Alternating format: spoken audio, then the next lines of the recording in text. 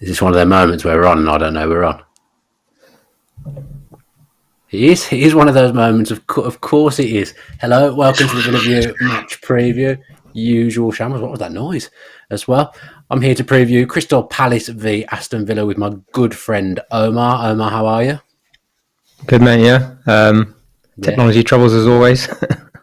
But yeah, this is what we absolutely thrive on. This is what it's all about, Omar. Yeah, this is why people tune in, isn't it? On time as always as well. I mean, if we can't get the simple thing like an intro right, I absolutely dread to think what's going to happen with this next bit. We are going to have a little segment from our sponsors, BETMATE. So I have joined the Saturday 3 p.m. pot this week. Basically, I'm going to pick a 7-a-side team based around all the 3 o'clock kickoffs.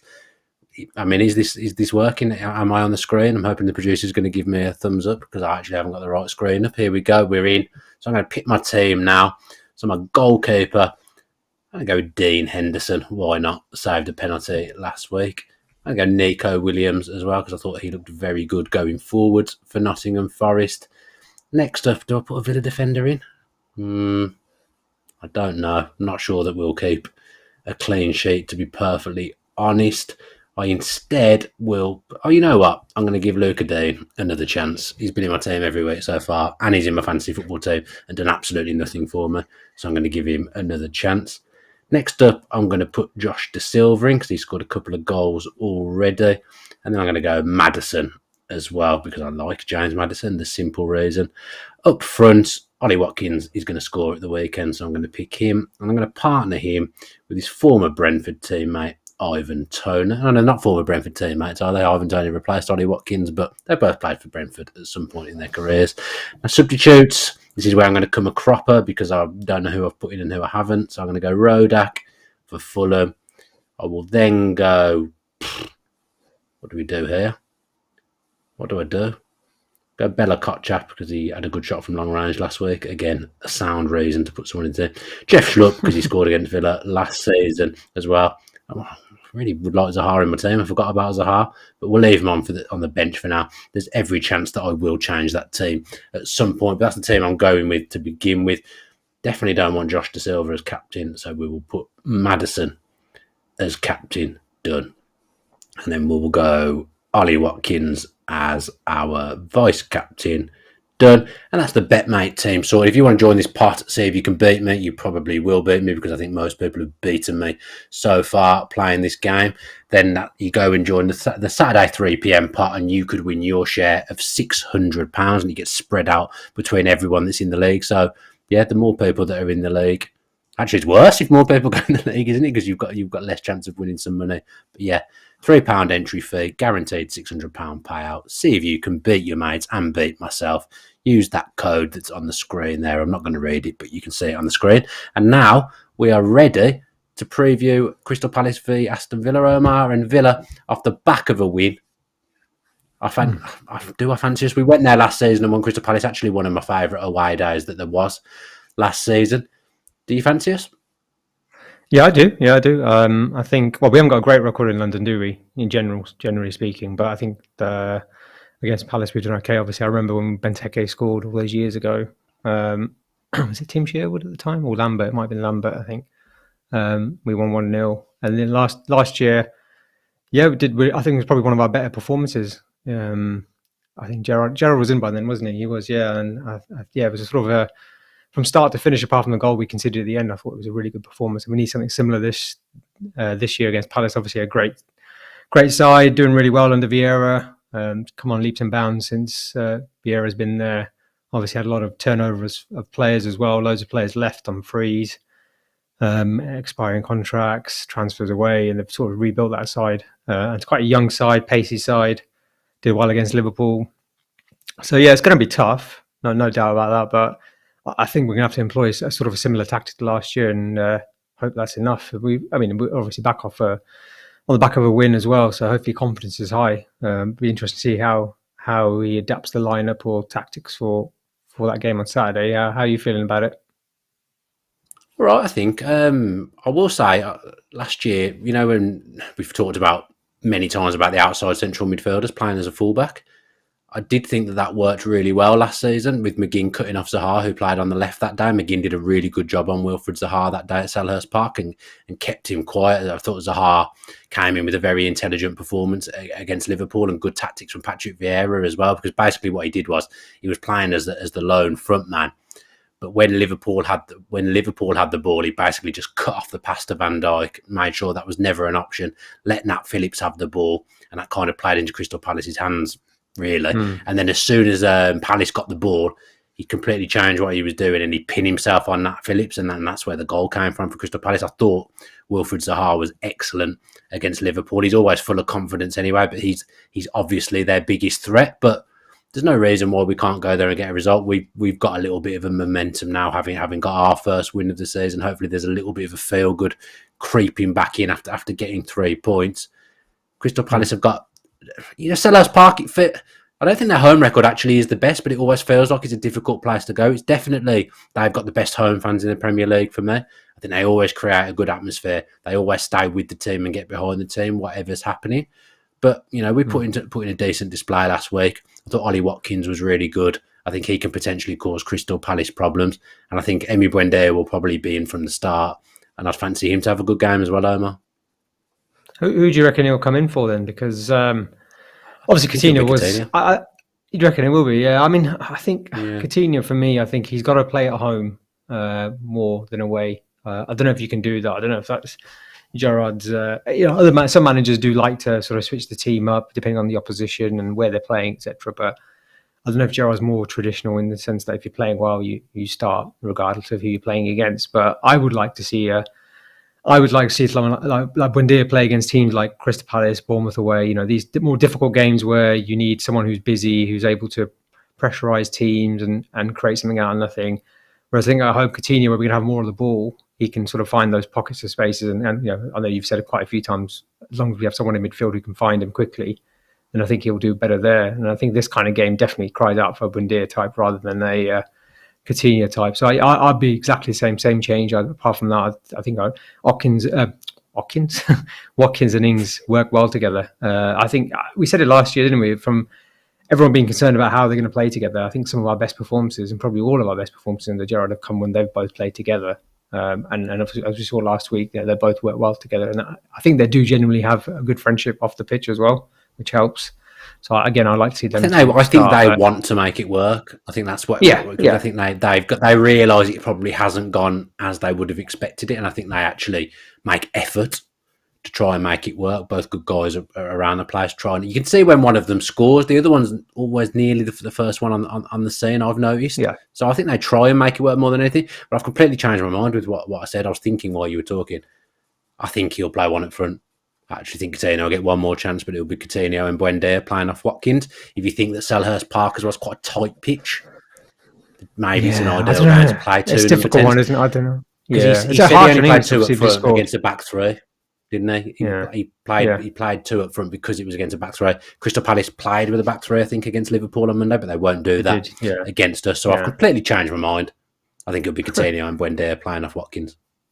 Yeah, I actually will be interested to see how Crystal Palace play, because they obviously came with a game plan and it worked to some extent against Liverpool with the five at the back. And it was basically 5-4-1, wasn't it? That's basically what they were doing. And Eze was Zaha was the release ball, and Eze was the one they were trying to get on the ball as quickly as possible to sort of create something, and it worked well. And the onus will be on them at home against us. So whether they play five at the back, I'm not too sure. And how they play, the personnel, they had Jordan Ayew playing right wing, who's more of a defensive right winger, I would say. Whether they bring on, whether they play Aless or what's the Eboué as well, who's the younger player, who's quite a tricky player. I imagine he'll come off from the bench. But I'll see how they line up. I'd be surprised if Ings gets dropped after scoring and putting in a good shift, and generally playing well. But maybe then I'm sort of backtracking on my point around, play horses for courses. We can't make up our mind. yeah. I don't know. I think he'll make one change in Buendia for Coutinho, but it'd be surprising if he drops Coutinho, because he'd only ever dropped Coutinho once, and that was to rest him, wasn't it? Against was it Burnley? I think it was last year. Burnley away, yeah. Burnley away. So whether he does that this year, whether he does it this time, I'm not too sure. But I thought Coutinho worked hard. I just think things didn't come up for him. It wasn't like he wasn't putting his shift Sometimes in. is the But way. yeah, exactly. But yeah, I guess we'll see. It's weird. Their midfield was like Jeffrey Schlupp is like a bit like Iwobi at Everton and Joe Linton. These sort of former wingers playing in midfield and doing a fairly good job. It's a bit of a weird one, isn't it?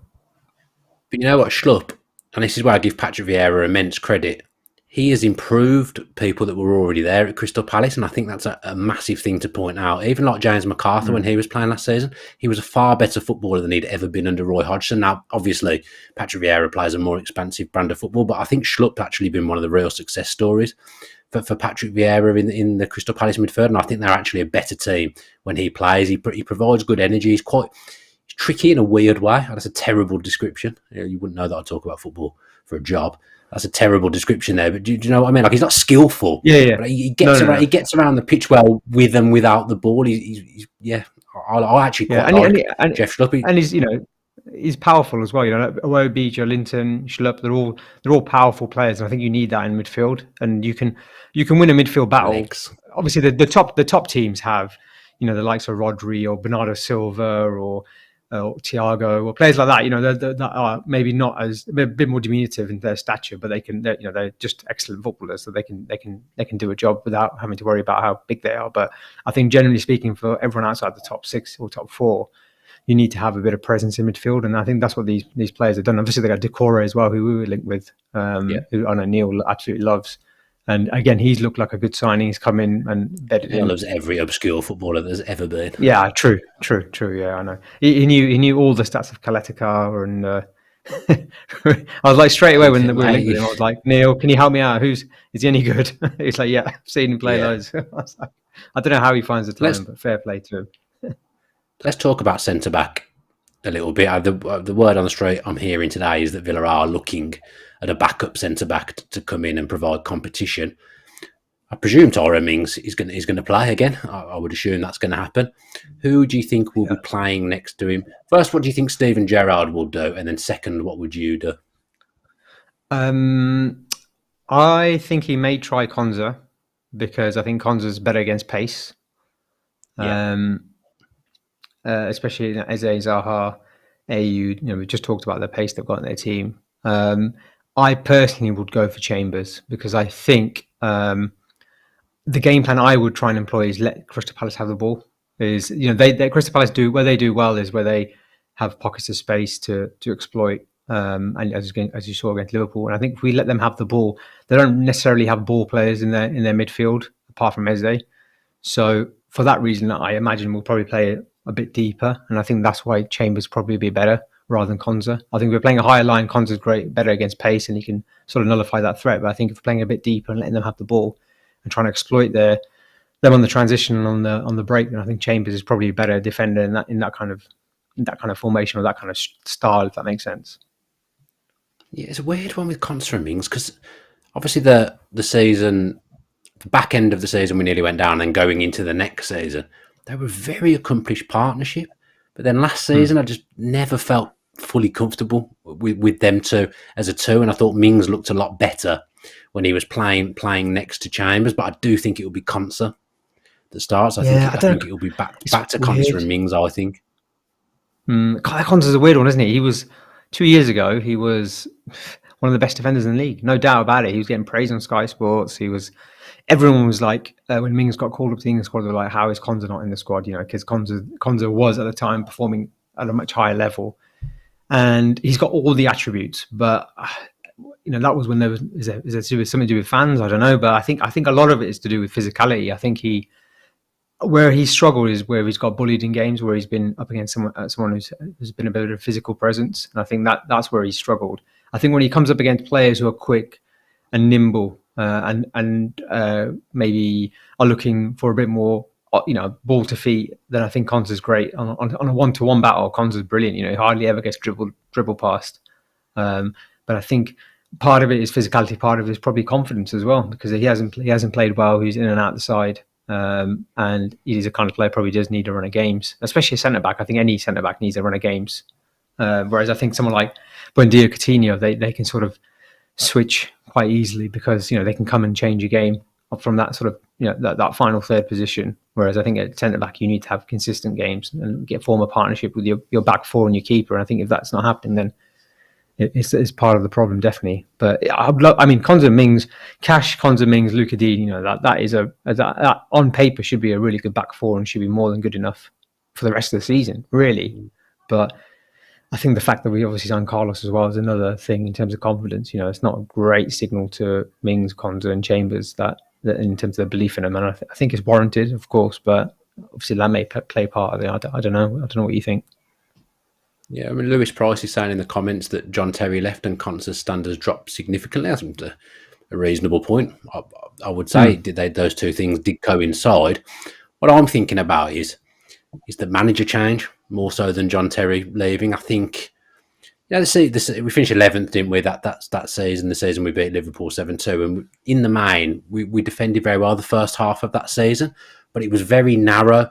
Fullbacks close to you. When we defended, Villa defended their 18-yard box as a narrow back four.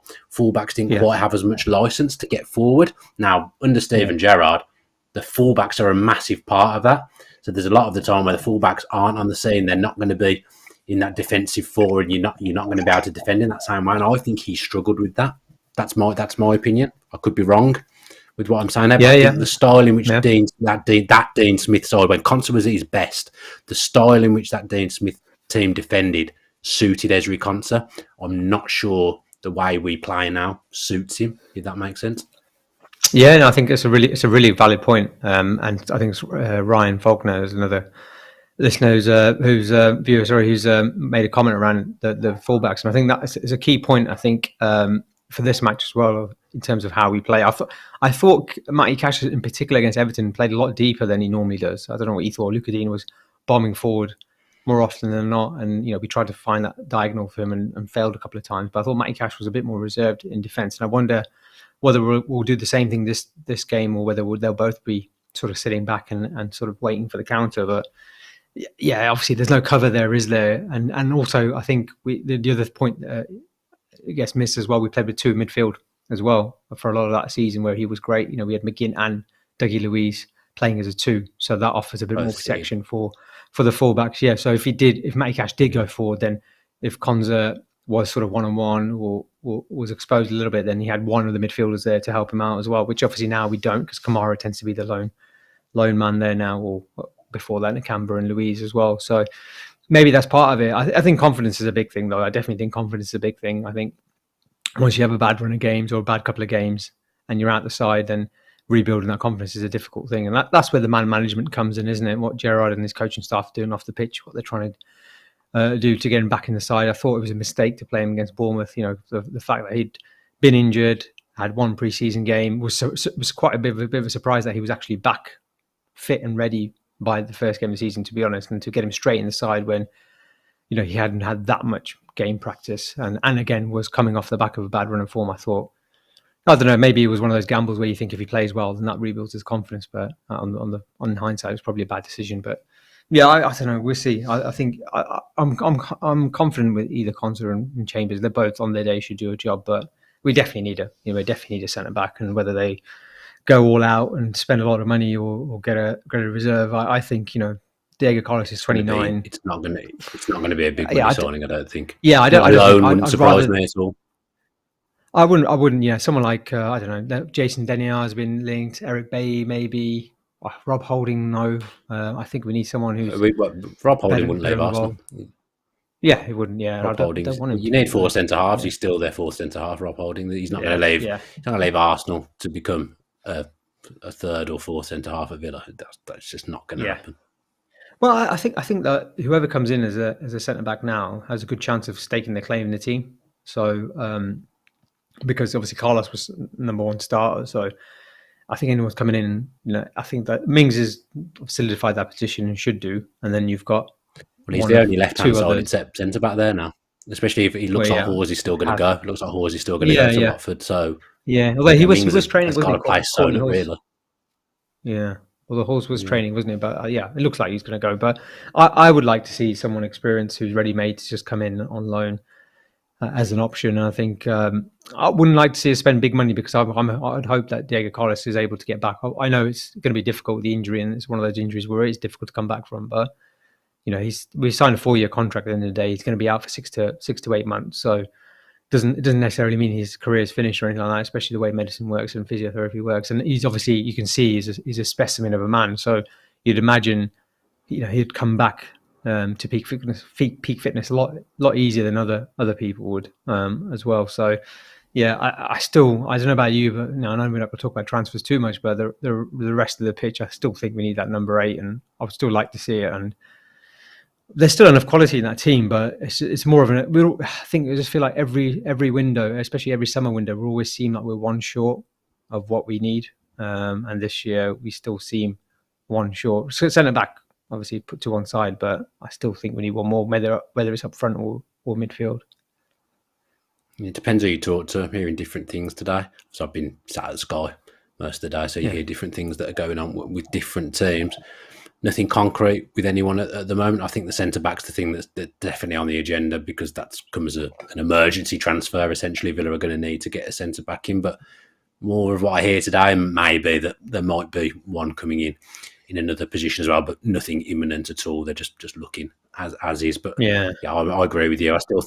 For me, I still think we need a number 8. If the right one. You've seen Wolves sign Nunes. Obviously, we know why he's gone there. We know all about Wolves' transfer ethos and who's involved in that. I think that's an unbelievable signing for them. For us to be able to, it would be nice for us to be able to get in a player like that, because he's good at ball recoveries and a good passer. That's the kind of person you want as a number 8 in Villa's midfield. But we'll see how he goes. Still another 2 weeks to go of the transfer window. Do you want to give me a prediction then for Crystal Palace v Aston Villa, Omar? Yeah, I think it's going to be 1-0 Villa. I think it's going to be a tight game, and I reckon Danny Ings will nick one at the end. I'll go for a tentative 1-1. Win, draw to start the season. That sounds Villa-like to me. Although, we couldn't buy a draw at times last season. And then at the end of the season, we decided that we could draw games again. So I'll go for Crystal Palace 1, Aston Villa 1. That does us then for this week's match preview in association with BETMATE. Do go and join the league. The instructions should be in the description somewhere on our channel, I would hope. Don't forget to subscribe to the Villa View as well with your post notifications on, so you know when our next video is coming out, which will be a post-match point in association with Purity at some point after the Crystal Palace game. So yeah, watch out for that video coming out. Thanks to Omar for joining me. Anyone travelling up to Selhurst Park on Saturday, I hope you have an excellent time. And as always, up the Villa. Up the Villa.